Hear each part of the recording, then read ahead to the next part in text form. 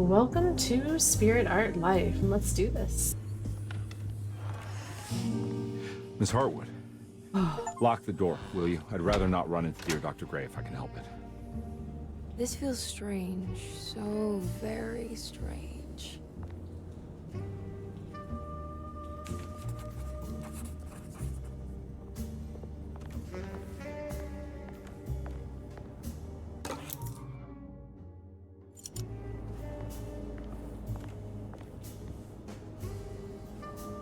You okay?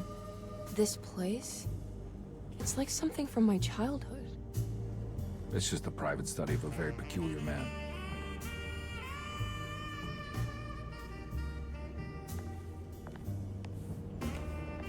There's a book missing.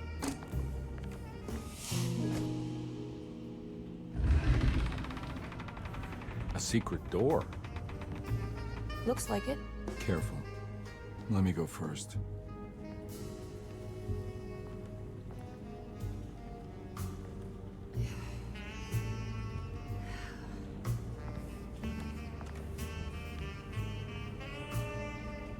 Now we're talking. Great job, Emily.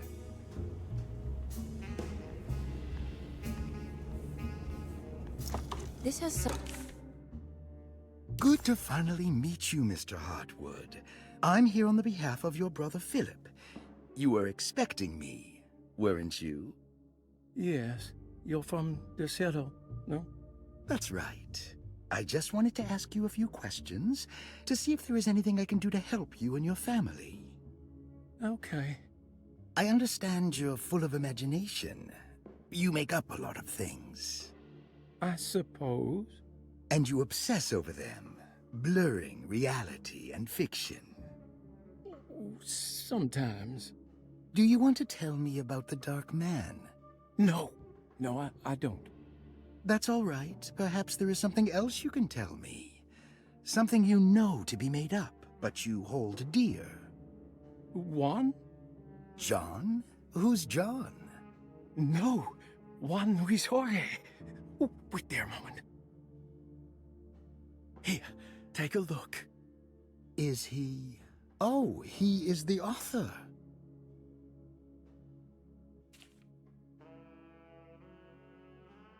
It's a magnificent book. Life-changing even. The real Juan is long dead, but I like to think of him as my friend. My most beloved friend. I see. Do you often do this? Fantasize about people you read about? No. Well, there is Jacob. Who is Jacob? Turn to the last page. Oh, it's a newspaper article. The Prisoner of Ice, Jacob van Ostad. Is he also your beloved friend? Oh no, Doctor. Not at all. He is the fire that fights fire. Yes, I think it's clear your overstimulated imagination, this mania, needs to be tempered for you to live a normal life. I know your family calls it the Hartwood curse, but I want you to know that there is nothing supernatural about your condition. It's all inside your head. And with that, I'm very qualified to deal with. In time, you will be cured. In time. Yes, in time we will exorcise all your demons, all the dark men. Yeah! Please, Mr. Hartwood, calm yourself. What happened? Oh, don't you worry your little head about it, Miss Hartwood. Your uncle and I just had our first breakthrough. Something to do with the numbers for the talisman.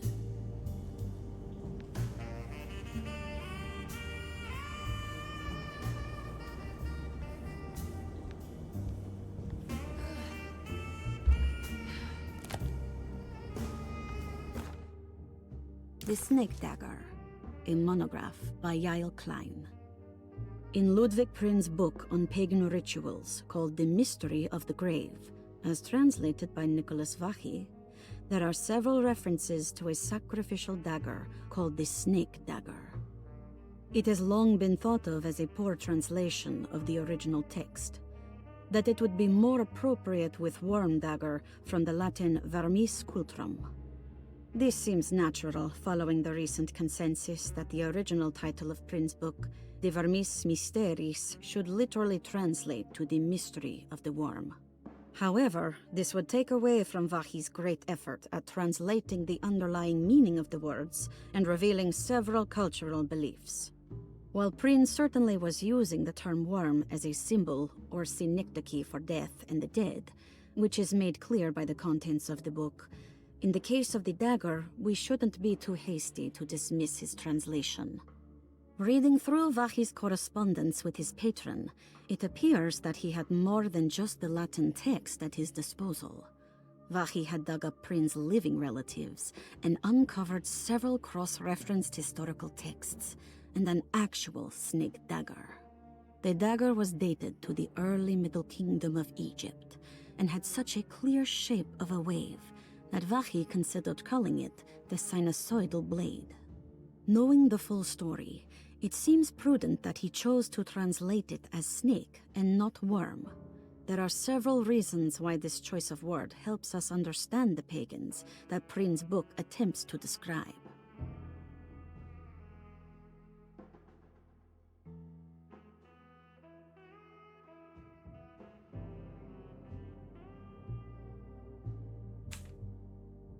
The symbolic value of the shape becomes more apparent when reading about the use for the dagger. In the passage of possession and exorcism, we find the snake dagger poisons the poisoner within the victim and is therefore pacified. Where the literal text would tell us that the worm dagger trumps the demon possessing the victim, it tells us nothing of their reasoning. Only that somehow this dagger wins against the demon, like it had the better hand in poker. Vahi's translation allows us to follow the underlying logic to the ritual magic that is being performed. Poison the poisoner sounds like fighting fire with fire. That to hurt the demon possessing its victim, the priests would have to fight back with a power that is known to the evil they are fighting. The snake dagger is therefore not only a good way to describe its form, but it also helps us understand how it could be thought of as a useful tool for exorcism. Finally, it also helps us understand their relationship to lunacy, that it was thought of as something poisoning the mind rather than controlling it. What is also interesting to note is that the possessed are always considered poisoned in their head and not their heart. The snake dagger always went to the eye of the possessed, leaving them partially blind, if they had the good luck to survive.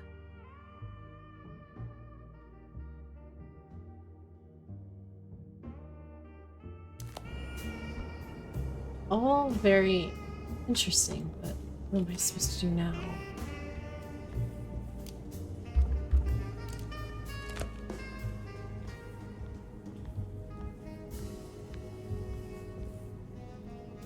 Found anything? Oh, Dr. Gray's in so deep, I knew it. He's as mad as his patients. I mean, look at this.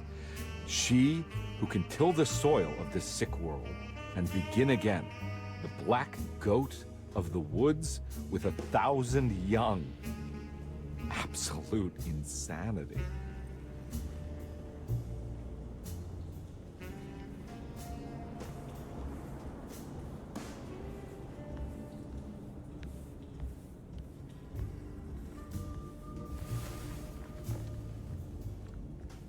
I can't believe I didn't see that before.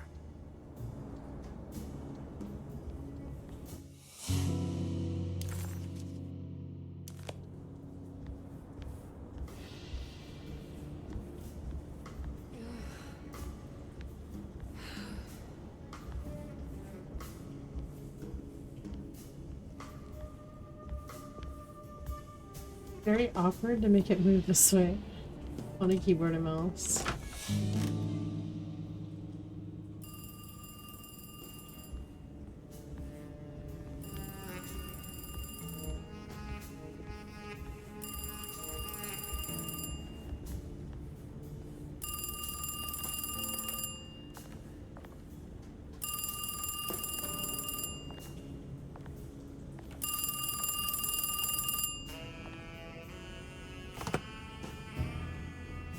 Hello?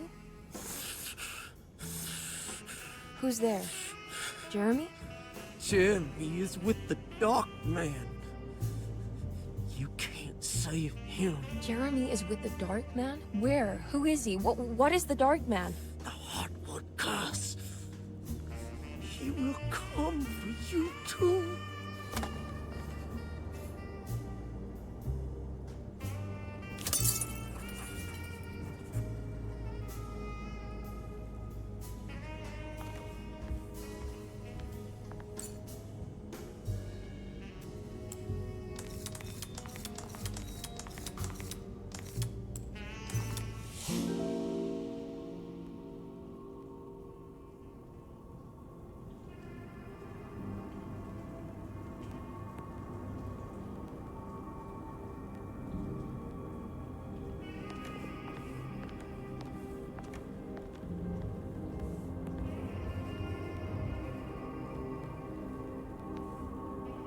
You heard the telephone ring, right? No, the telephone's cut off.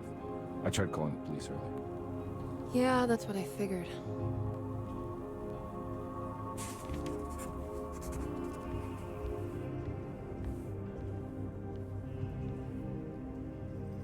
Hey, Mr. Carnby?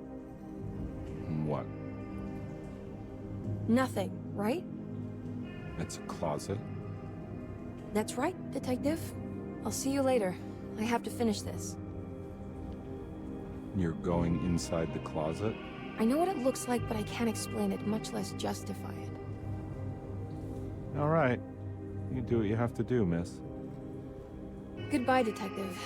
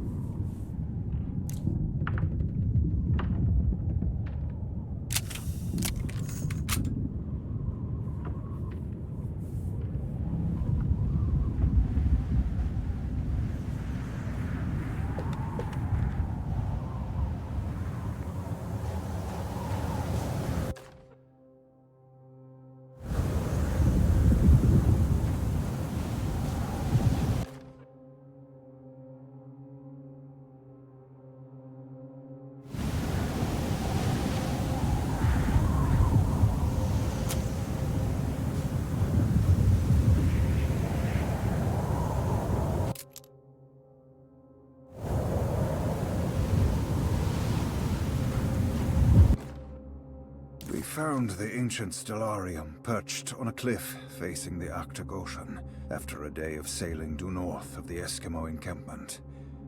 Jacob van Oostad was our most keen member of the expedition. He had been chasing down the source of a peculiar type of crystallized metal present in several sacred items among the natives on the northeast coast of Greenland. The site was a remarkable find for any explorer, and we were all enraptured in our search for enlightenment and meaning. The surviving architecture seemed almost unearthly in origin and astonishingly sophisticated. The metal Jacob was searching for was abundant, almost ubiquitous. We were so taken by our find that we were surprised by the sun falling below the horizon. As we quickly picked up our gear, ready to head back to our camp, Jacob van Oostad declared that he wanted to stay. He was adamant. We begged him to reconsider. The night would be getting colder by the hour, and we feared for all our safety. Jacob refused, threatening us with violence if we wouldn't leave him alone. As the snowfall turned heavier, we left him there on his own. The next day, the weather became worse, and we had to spend hours enforcing our shelter as our tents became increasingly useless. The group had written off Jacob, thinking he must be dead. I had an urge to make one final attempt to save him, so I headed out as darkness fell with a handful of flares and headed toward the coast and up the climb towards the stellarium. That's when I saw him. transfixed by a burning sky, that celestial lantern. Jacob keeled over and let out a painful shriek that struck me with such fear and pity. He was crying in agony, for the cold weather had ravaged his flesh. I called out to him, and he turned to face me. His vacant stare held me in place like a needle through a butterfly, and he said, "You must leave now, Ashton. Go, and never come back." And so I left.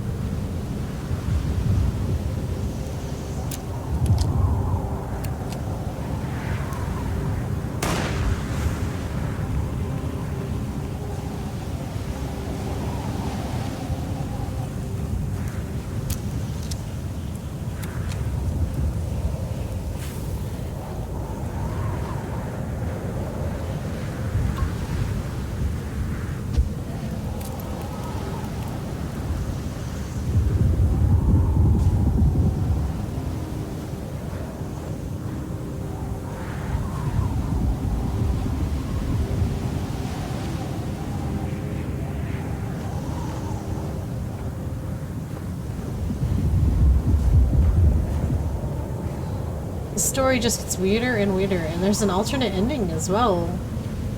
But I could probably go back and redo the alternate ending if I wanted to, but maybe I'll do that as an extra video.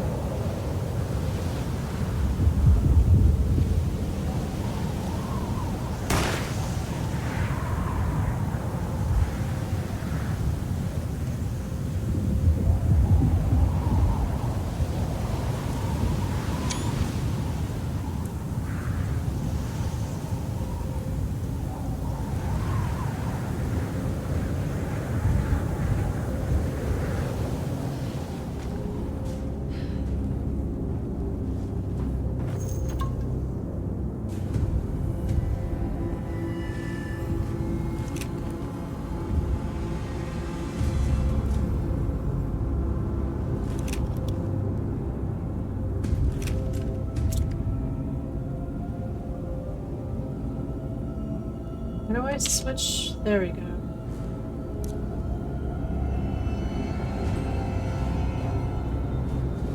Let's do this one first. And then we can switch Who to are her. you? What do you want? Emily, you should not have come. Hey, we can talk about this. It's too late for that. It's too late.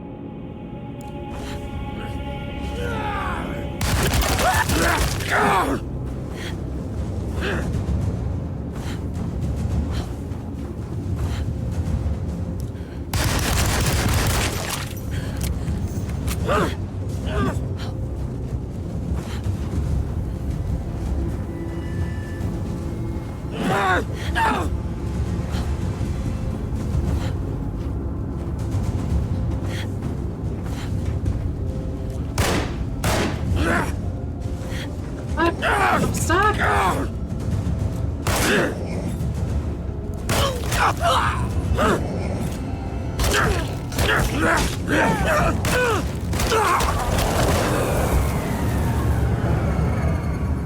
Holy crap, okay, we did it. Oh. Okay. That's craziness.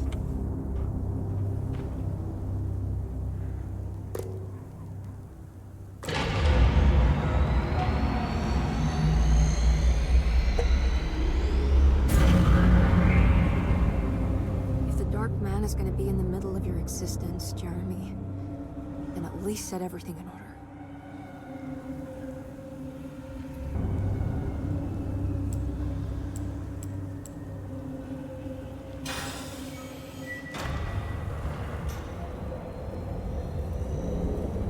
Is that it?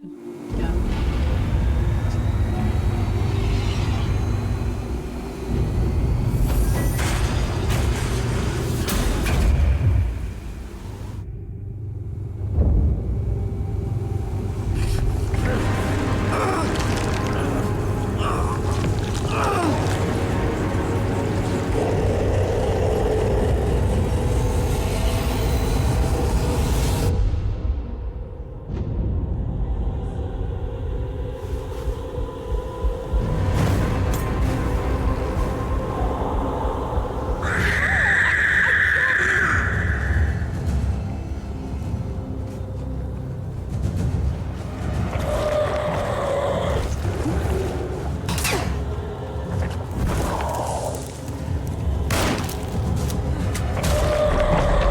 Oh my gosh, man.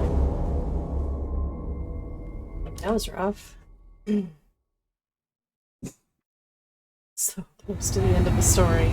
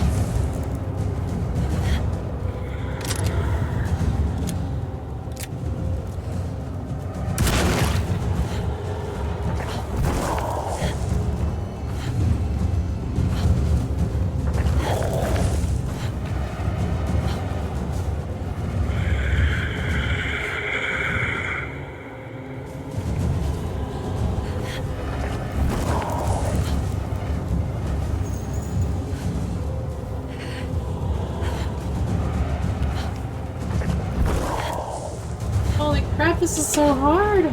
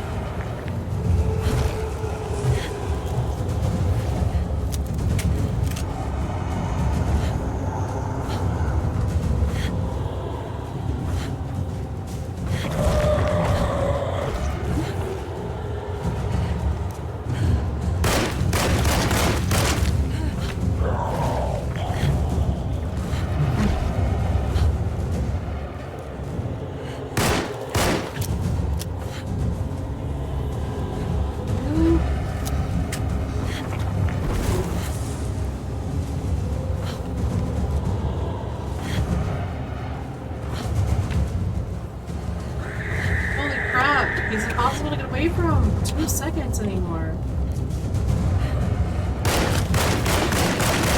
I know. Yes, I know.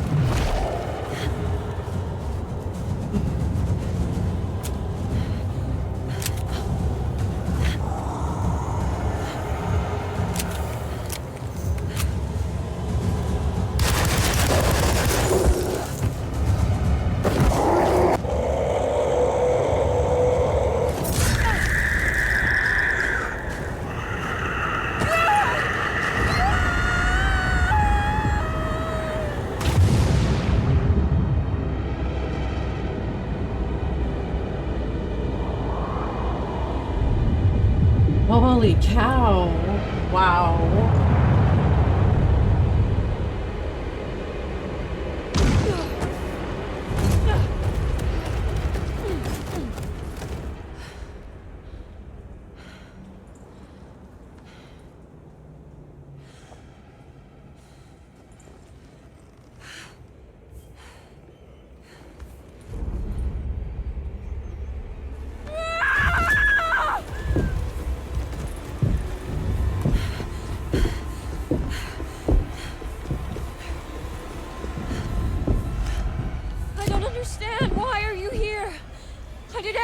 You wanted to break the pact.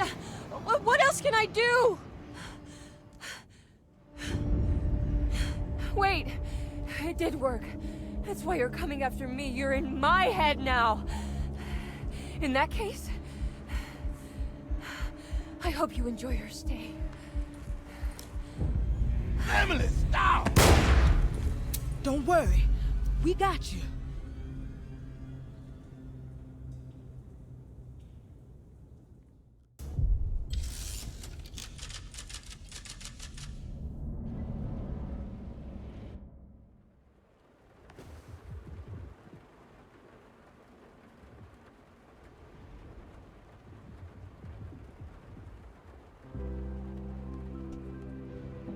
How is there more after that? How is that even a thing? That was the big boss. Like, there cannot be much to chapter 5. Are you alone? Or is he in there with you? Okay, apparently chapter 5 is Miss probably gonna Hawk, be a what little is up? bit. Heard you almost painted the foyer with your own blood and guts. Good to see you still in one piece. Stick around, will you? It's going to be an exciting night.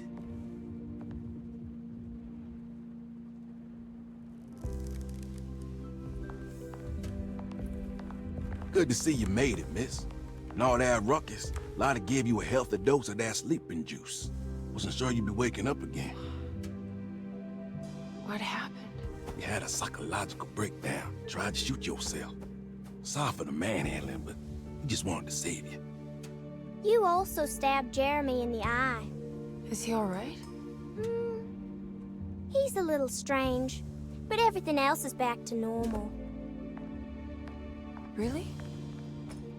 I broke the pact? I don't know what you did, but it worked. Let's see you standing up, miss.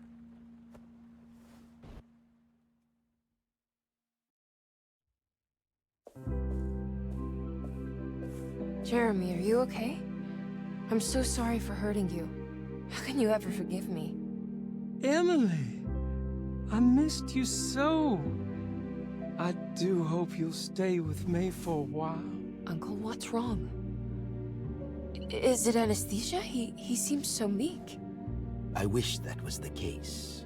It turns out that you managed to lobotomize him. It's actually quite impressive considering your technique. This is permanent? You sacrificed a piece of his mind to save the whole. It's a little like treating a bad knee by cutting off the leg. It's blunt, but it works. That's terrible. Perhaps. But at least he won't suffer anymore. Do you remember the Dark Man, Jeremy? Ah, yes. Where did he go? I hope he is doing all right. You see? With a violent stab, you made any future treatment quite redundant. I assume you will be bringing him with you back to New Orleans. I will. I just need to find Detective Carnby.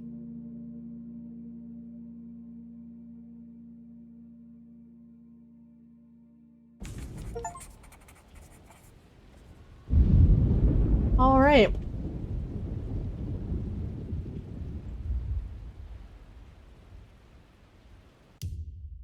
And with that, I think we're going to call it on this episode, and we will do whatever length chapter 5 is. I can't imagine it's much, but we're going to do whatever length chapter 5 is as a final episode. So I thought we beat the game, but apparently I was very wrong. There's one more chapter, so well, it was a very, very exciting episode, and that was wild, and I can't see, I guess we need to still sort things out at Derceto, so since it is not what it seems, but yeah, I guess we'll see what happens next episode. If you're watching this, please leave a like on the video, subscribe to my channel, and leave a comment on the video. It really helps me out with the algorithms. And do come back to check out the final episode, which should be coming out extremely quickly, because I want to see the end of the game. I know you want to see the end. I want to end of the story. I thought we were at the end of the story, and I was wrong. So wrong. We do have to do the alternate ending still, but I will probably put that out again in a separate video for the alternate ending. I hope all of you have a wonderful time, no matter what time it is, no matter where you are, and I will see you all next time. Bye!